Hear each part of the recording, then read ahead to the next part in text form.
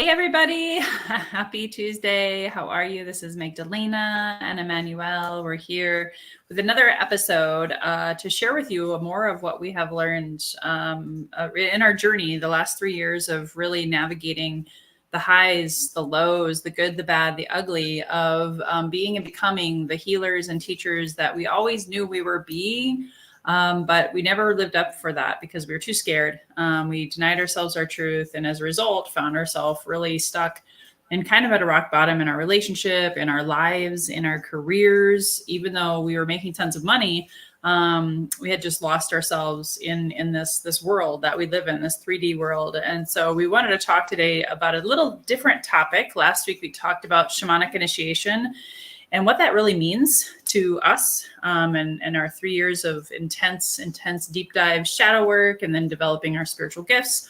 Along that way, there was something really crazy. We had dangerous experiences, almost unsafe experience, life-threatening experiences because of something that's real.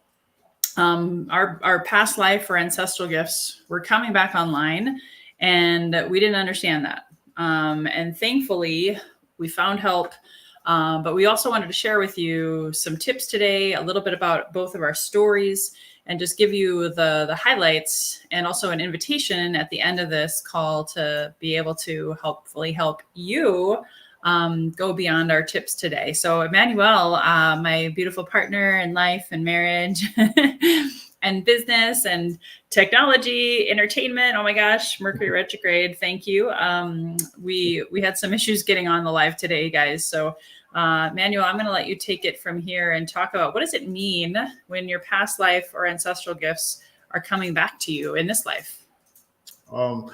That's a great topic, It's something that I've experienced personally last year around this time. And it was a very troubling experience at the beginning because I really did not understand what was happening to me. So what Magdalena is talking about here is a particular phenomenon that I believe I'm not the only one experiencing, and I think it's a global thing based on wherever humanity is at this juncture. It's happening. Past lives, abilities, skills are being turned back online. And what that means is, well, yes, you do have past lives, because without those past lives, there's nothing to bring back online, right? So that brings, some pretty interesting facts to be to reconcile with, and maybe to give each person a chance to rethink about how they see life as not just one time, one experience as a human being, but multiple. And I do believe it now that we come and we go and we come back here in human forms multiple times, thousands of times, sometimes hundreds of thousands, and millions of times. And that's kind of how the journey of the soul goes. And because the soul is still the same, if you want to think about it like the same center, the same basic central light that defines each one of us, that's unique to each one of us. When we come back through different lifetimes, we bring along with us sometimes memories of the past.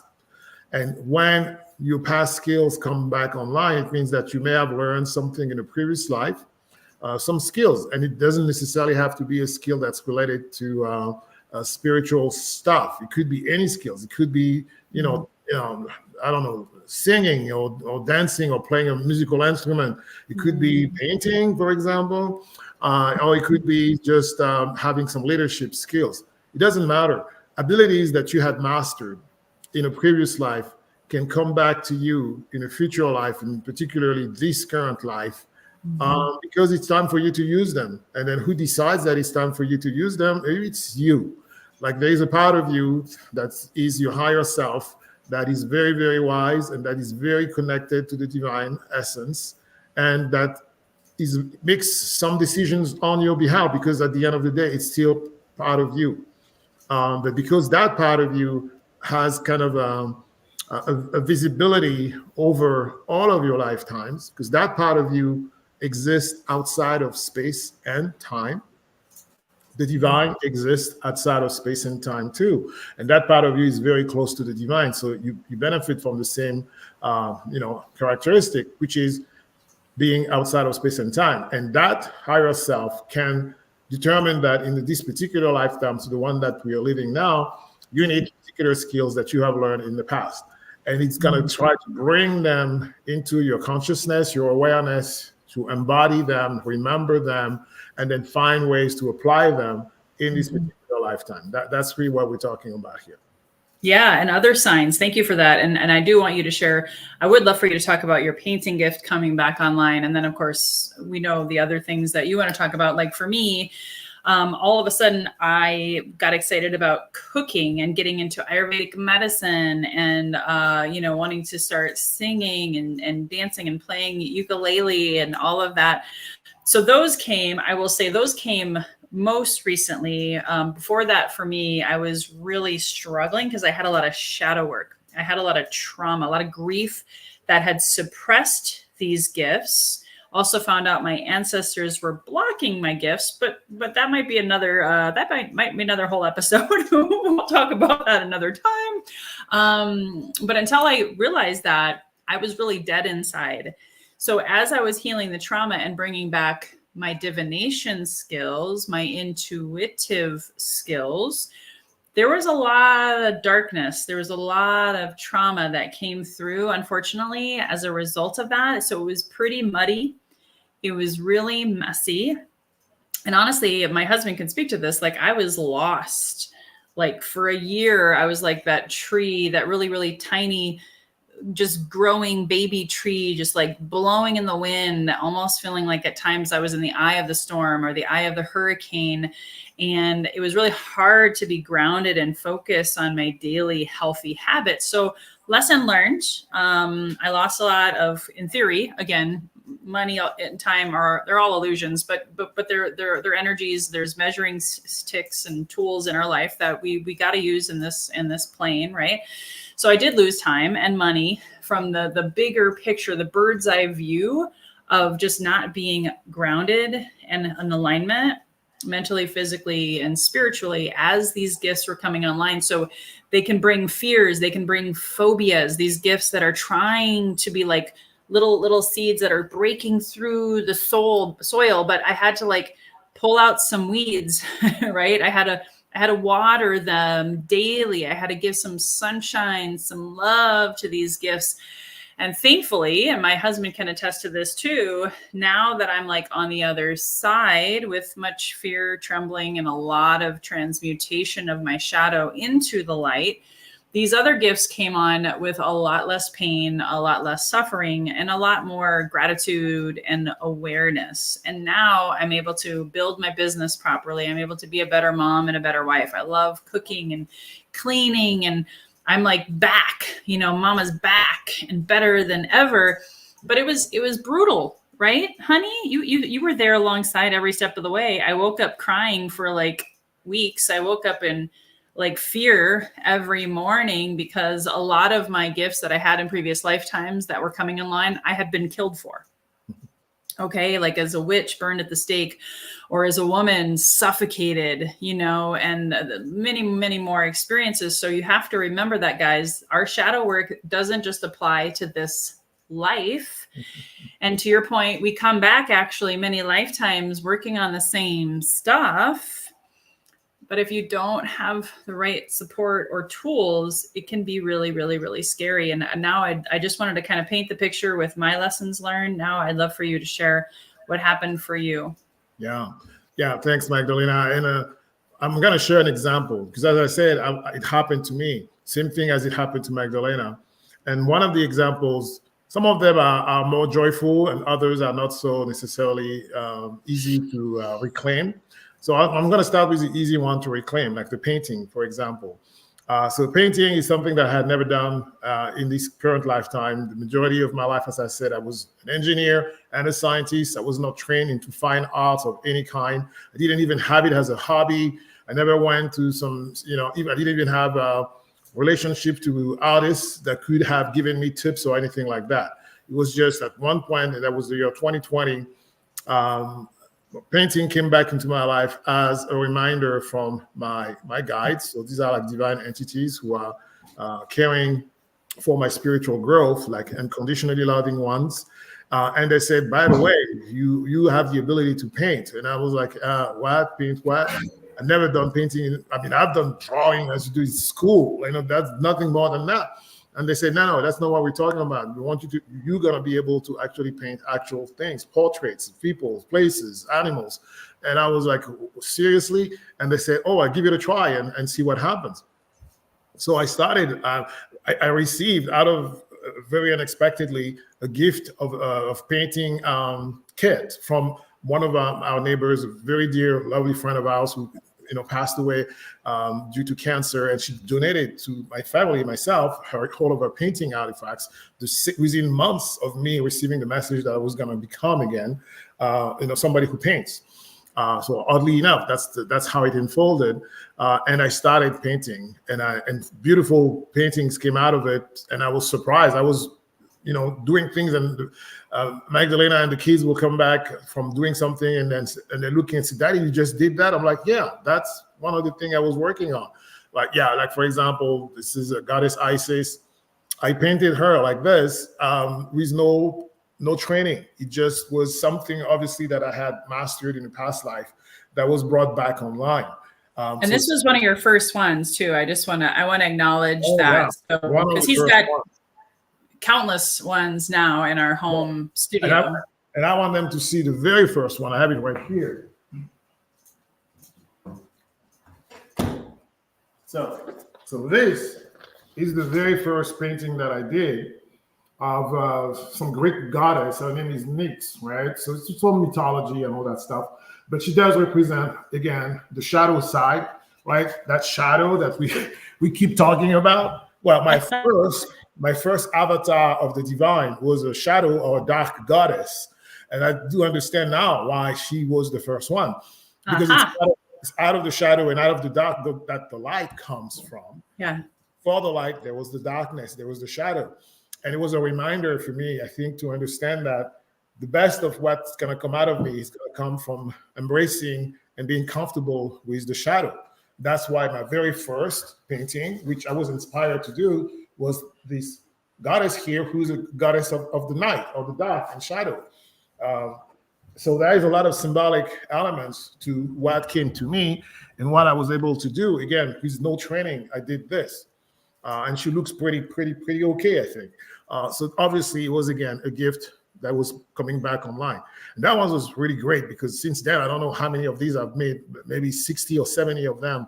We are even trying to sell them this week, some of them at least. but that's another story. So these are some of the good ones, the cool ones, right? They're like, damn, now I can paint. Wow, okay. But there are others that come with a bit of a different kind of baggage too. And I want to talk about one of them. As Magdalena says, when you bring back your gift and your skill sets from a previous life, a lot of time during that previous life, there was also some traumatic things that happened while you were using those gifts or as a result of using those gifts. One of them happened to me, and the way I'm going to tell you how it manifested and then tell you what was the story behind it. Again, it was one of these days where I had to pick up my daughter from school. So I was driving to pick her up from school, and we were on our way back home. And every time we drive on our way back home, we drive by a Target store. And that day I had no plans of stopping at Target. It just happens that as I was approaching the Target store, I got hit out of nowhere by this incredible feeling of nausea, and I was confused. And I was like, okay, I'm in no condition to drive. I'm going to pull into the Target store parking lot and see what happens. And maybe if I start feeling better, we're going to resume our drive back home.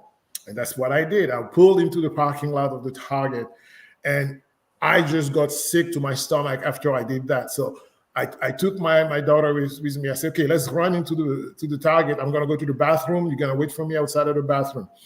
And I just, dashed to the Target bathroom, and I started throwing up uncontrollably. for minutes. Like it went on for at least 20 to 25 minutes of me just throwing up. It was almost like an episode of The Exorcist. And for people who are familiar with that movie, it was just like that. I don't know, whatever was coming out of me, it was like this flood of vomit that would just keep coming out of me. I'm like, where the hell is that thing coming out of? And my poor daughter was laughing at me. You know, she was not traumatized by this whole thing. For her, it was fun. Oh, daddy's throwing up a target and, instead of driving us home. She was finding good reasons to make fun of me, and she was having a blast. Thank God for that, right? Well, I was like completely, you know, out of myself, and I had to call my beloved Magdalena and say, hey, guess what? I'm somewhere in Target's bathroom throwing all my guts out. Please come and get us because I cannot drive home anymore. And that's precisely what she did.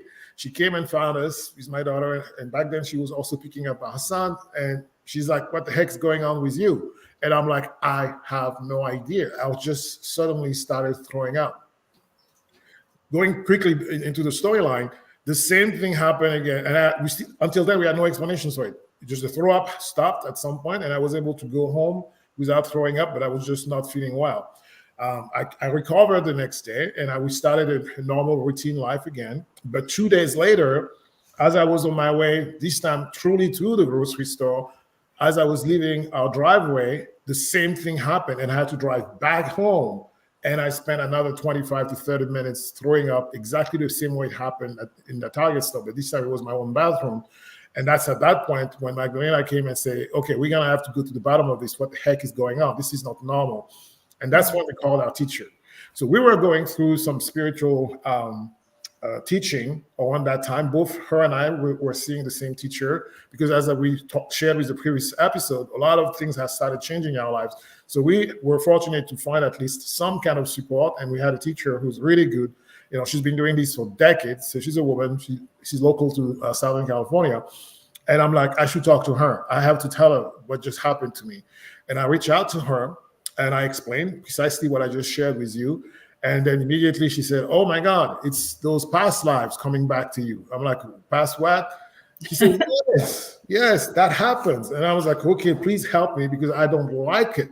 I don't like what's happening to me, and it's dangerous. I could, get into an accident again, throwing up and losing consciousness in my vehicle. And she says, oh, absolutely.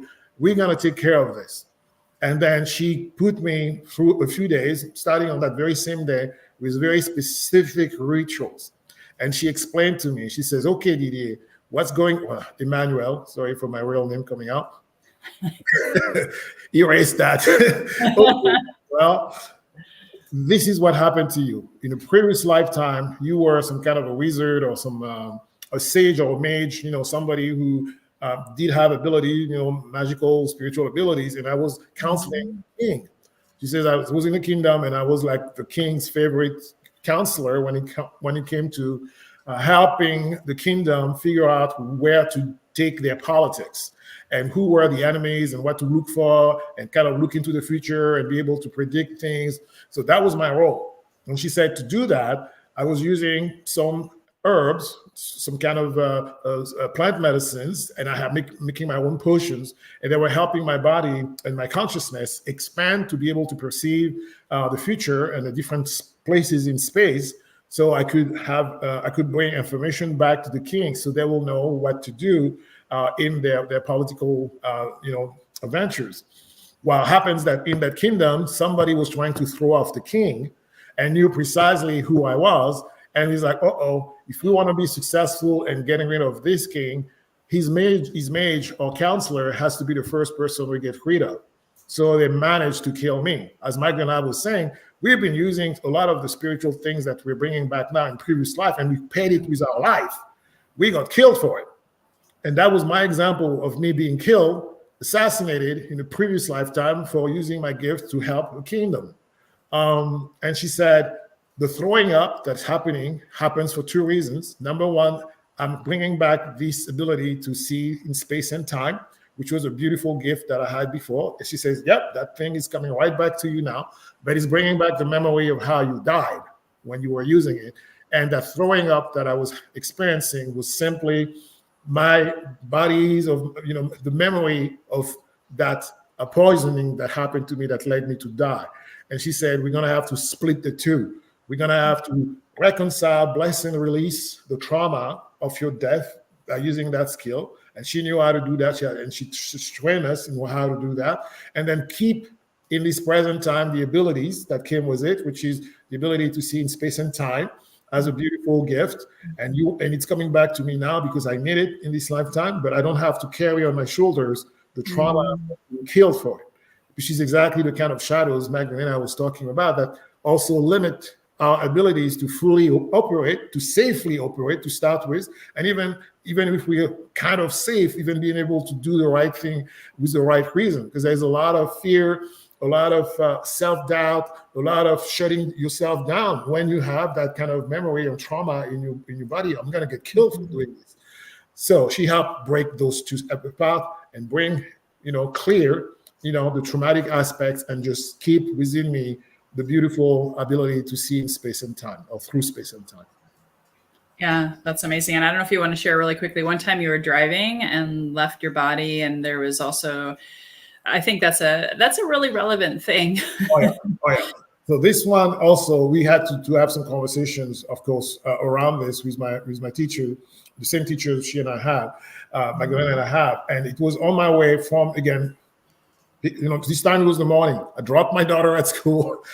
We work from home. I was driving back home to start my work day. And on the highway, I was listening to a mantra, a beautiful mantra for, goddess that's behind me there, right there. Her name is Kuan Yin. She has those beautiful mantras from Tibetan culture that are just so beautiful when you listen to them. And I just got taken into it. And I left my body. The mantra was so powerful that it made me leave my body. Those mantras are recited by monks who live in temples. They have a very safe environment to do that. I was driving on Highway 15 in California, trying to be a monk in a Tibetan, temple. And surely enough, some of the things that happen to the monks when they are there, they get taken out of their bodies and have those spiritual divine encounters with the divinities. Something like that was happening to me. Unfortunately, I was driving my vehicle on the highway. Bad timing, bad place. And that was, again, very likely some ability that I had. It was very likely that in the past life, I was some monk somewhere in a Tibetan temple, and I was doing exactly that, reciting those mantras. And when I do it, I get out of my body and I get to experience, the presence and the glory of the divine. And that same thing was replicated right there in this lifetime at the wrong place at the wrong time because I didn't understand what the heck I was doing. Yeah. And it's important to equate that, because some of you guys may be having things like random sicknesses, or you feel like you're going crazy is a common thing I hear from other healers and light workers. And by the way, like my husband, full-time engineer at the time all of this was happening. So you may not think you're a light worker or a healer, right? I was a sales coach and a podcaster, primarily focused on lead generation when all of this went down. And keep in mind, we had other symptoms like, we were unhappy. I had gained 40 pounds of alcohol weight, but really it was emotional baggage. A lot of healers tend to be overweight. They either turn to food or drink, or are just kind of isolated and lethargic, maybe not taking action on taking care of their physical body because, it's not something that all of us are taught. And it's not necessarily something that if it's your go-to. And I was even an Ironman triathlete. Okay. And I still fell asleep, as we like to call it. We fell asleep and we forgot who we truly are. So no matter what your profession, this stuff could be happening for you. And in our experience, and I'll let you speak to this next, Emmanuel, your thoughts, if we hadn't had the teachers that we had, and we didn't have very many, we had like 2 or 3, there was some structure, but there wasn't like a template or a blueprint. And so we kind of like piecemealed and, failed forward, and we would go 2 steps forward and 5 steps back. And, sometimes we called it ascension symptoms. Sometimes we called it, we're just going crazy. Sometimes we argued and we fought as a couple. If this is happening for both of you, we have so much compassion, because there was many times we talked about separation, or we were arguing and not talking, and thankfully not for very long, but at the end of the day, it caused a lot of this with ourselves because we had a lot of that going on inside of our minds, our bodies, and our spirits. And keep in mind, a lot of this light that's coming in to help wake us up is for our greater good. But your ego doesn't understand that. Your ego is trying to protect you. And if you're not intentionally doing the shadow work, guess what? It's going to come and find you. And there's definitely so much shadow work inside of us that, you know, we're still on this path with y'all. But what we did, and we have a webinar tomorrow at 4:30 Pacific, we're going to talk more in depth about the structured plan. We cracked the code. Emmanuel and I have cracked the code. We couldn't be more happier and in love and with our children in a beautiful home. Our businesses are starting to really just take off, where we're kind of like we had to break things down to build things back up. It was like our house was falling apart and we had to like bulldoze it, rebuild a foundation. And now we're building up this beautiful, you know, this is a metaphor of our lives, this beautiful mansion, this beautiful home, and all of these kinds of things, so that we can be of service with our healing gifts and our teaching gifts. And that's what we want for all of our clients. And so does it have to take you 3 years? Hell no. We've put together a program, an 8-week program, to start the process for those of you healers and light workers that are looking for guidance, who are not wanting to do this alone, or the Band-Aid approach, you know, kind of like if you see the can that has all the holes and the water's just like seeping out, you know, and you have to put your finger into the hole. We don't want you to have to go through that process, and we don't want you to take 3 years. So if you're interested, if anything that we said today resonates, come to our webinar tomorrow at 4:30, and we'll share with you our step-by-step foundation. It's not 8 weeks and then you're done, right? It's an 8-week foundational program that doesn't include plant medicine, and includes combo. It includes the physical purge, the shadow work, the deep unconscious work. And then you transmute it with my beautiful husband's amazing things that he learned and was trained in, and can also help you develop your spiritual gifts. And on the backside of that, we can actually help you, you know, implement it into your business, your daily healthy habits, your mental, physical, spiritual, like daily practices, to help fortify you, so you're not dependent upon people like us all the time. We want to help you graduate eventually to a place where you are on your own and okay, just like my beloved and I are now. So I'd love for you to share any or other information or tips, thoughts that you want to kind of close us out with, honey. Yes, just beautiful, beautiful. So as Magdalena said, really the lesson learned through, you know, a lot of the things that we went through is that there needs to be a structure. There needs to be a container. We call it a container, to help you find yourself. Really, it's all about finding yourself and combining all the pieces of you that want to come back to you today, because you need them. They want to work together with you. These are things that you've done before. Exactly. It's yours. These are your gifts. You know, the topic that we talk about today, it's very central to the teaching we're going to share with you through the whole program.